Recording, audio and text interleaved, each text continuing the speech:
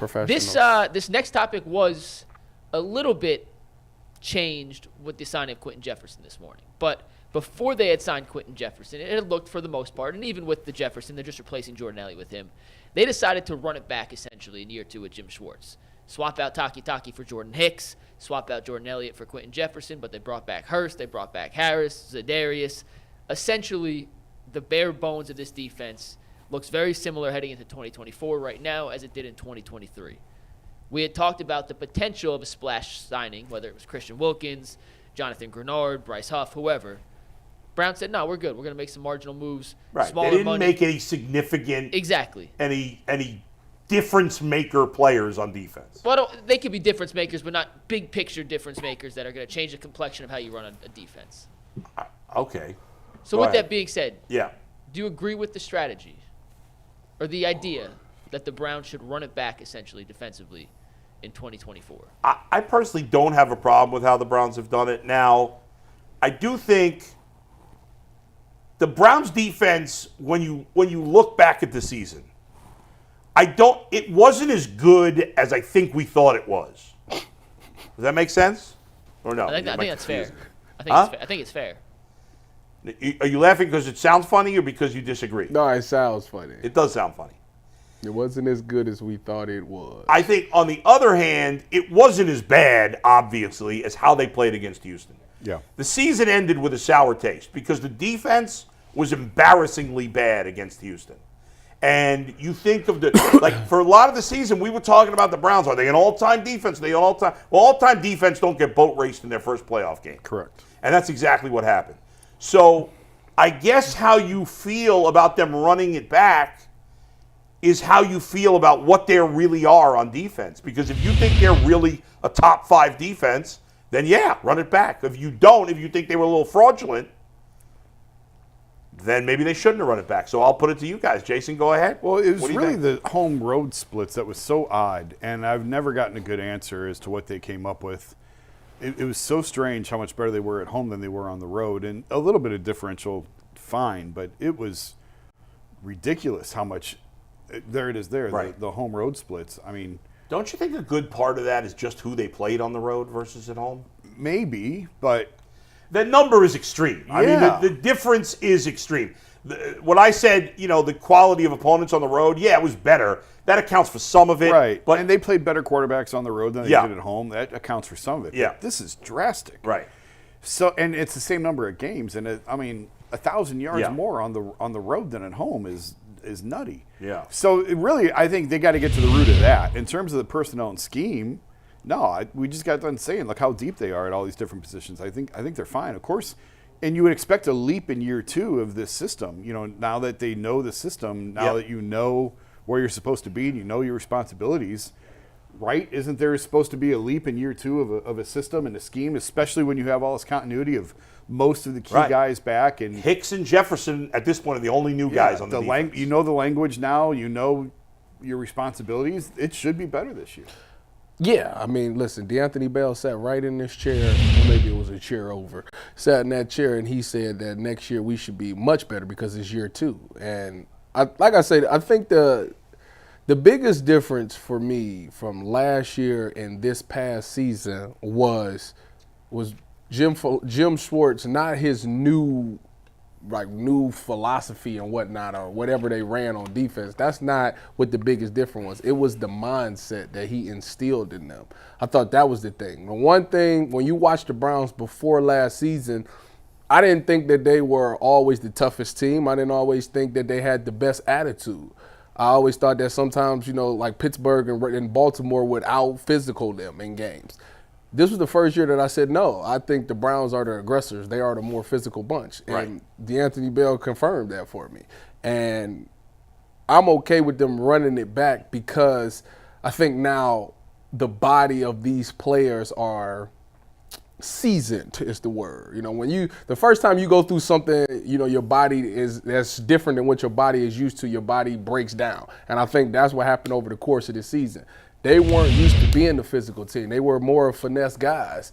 Now that they had to stand in there and be physical, their body started to break down. So when you got towards the end of the season, they started to run out of gas a little bit. I think now that they've been through it for 17, 18 games and they know the style of play, your body's used to taking that. They is used to being physical, that you'll be even healthier and be better later on for next year. So I think they will be better next year. I think that the pieces that they've gotten in there, although they're not the big splash moves that some people will want, I think they're productive pieces that can still get the job done. And I think that those numbers will be the same. I think you added a pass rusher that's going to help get to a passer, which is going to help lead to takeaways and turnovers for the secondary. As long as these guys stay healthy, they can continue being a top 5 defense every single season.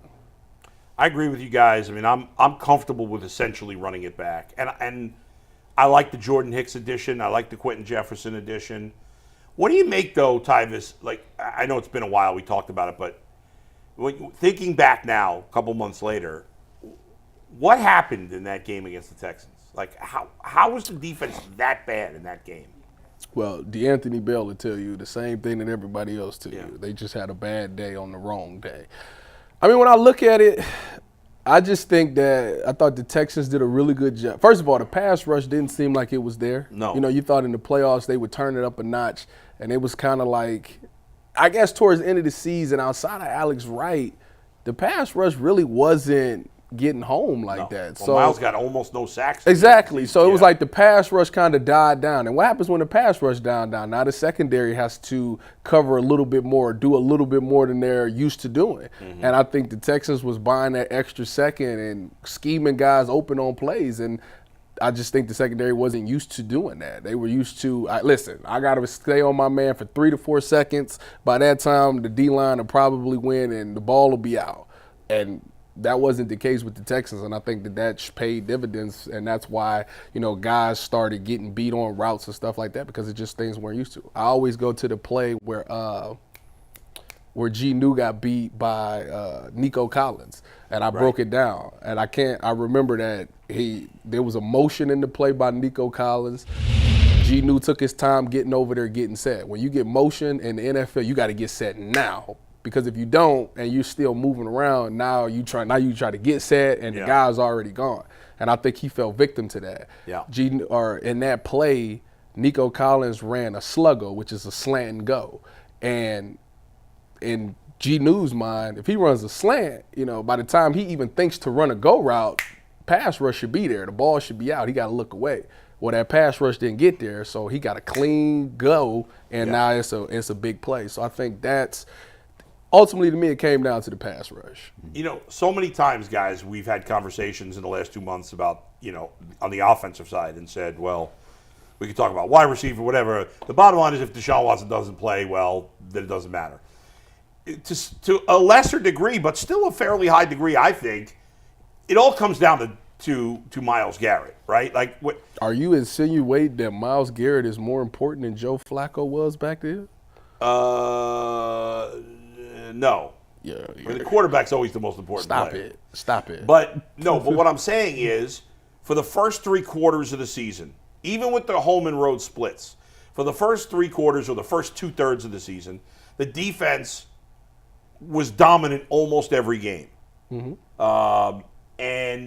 And that was because Myles Garrett was playing at an MVP level for the first 2/3 of the season. Mm-hmm. The back end of the season, Myles Garrett was still okay, but he wasn't playing at that elite level at the end of the year. And if nothing else, he certainly wasn't getting to the quarterback. Mm-hmm. Now, you want to say there was more double teams and he was getting the pass rush win, whatever. The bottom line is he wasn't getting to the quarterback at the end of the season, and the whole defense suffered for it. I mean, he's got to be great the whole season. I mean, your best players for the Browns, they have JLK is a very good player, had a good year. Yes, the Browns have 2 superstars on defense, Miles and Denzel. That's it. I mean, JOK is trending in that direction. One more year and you can put him in that category. I'm about to say what he was doing this year was unbelievable. But he's got to do it one more year. I agree. I give you that. Miles and Denzel Ward are elite level players. When they don't play elite, the Browns are not going to be as good. That's it. Your superstars got to play like superstars. You can get away with it when you play a crappy team and you could still win. But when you're playing other good teams, if your stars don't play like stars, more often than not, you're going to lose. And then another thing in that game, I also think that up until that playoff game, up until that point, the backups or the guys that came in were solid. They made plays, and it was unbelievable at the rate that they were being developed right in front of our eyes. That playoff game, I remember Ronnie Hickman got beat and did some stuff in that game where it was almost like a Jared Allen type thing where the lights kind of was too big. Yeah, a little bit. Yeah, like they took advantage of a young player. And that's what you do. Like you get to there and you find the weakest link and you exploit it every time. This is the guy that we're gonna go after. This is the guy that's gonna help us win this game. Mm-hmm. And they found him and they kept doing things and getting his eyes, and he wasn't where he needed to be at times. And it just continued to make plays. So it was a point where they got to stay healthy. Maybe if Juan Thornhill and Dale Pitt is playing, maybe those things don't happen. But you got to give the Texans credit. They found somebody that they can take advantage of, and they did that. It was the speed of that game that was most jarring to me. The speed, the Browns looked so slow defensively. We talked about it before. The Texans' third-string tight end is pulling away from these guys. It's like, what is going on? Mm-hmm. If you want to chalk it up to just a bad day, I tend to agree. I said at the time it was a bad day to have a bad day, but, man, that's the only thing I guess if I have to say. The question I have with running it back is on that turf, that defense looks so slow.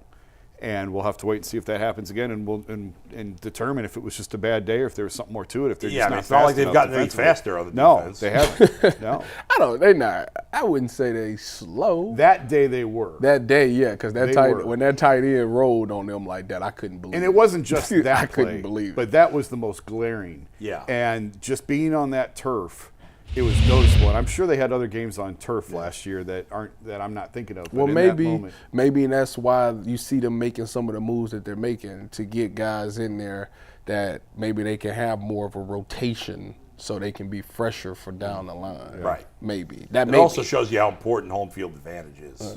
Yeah.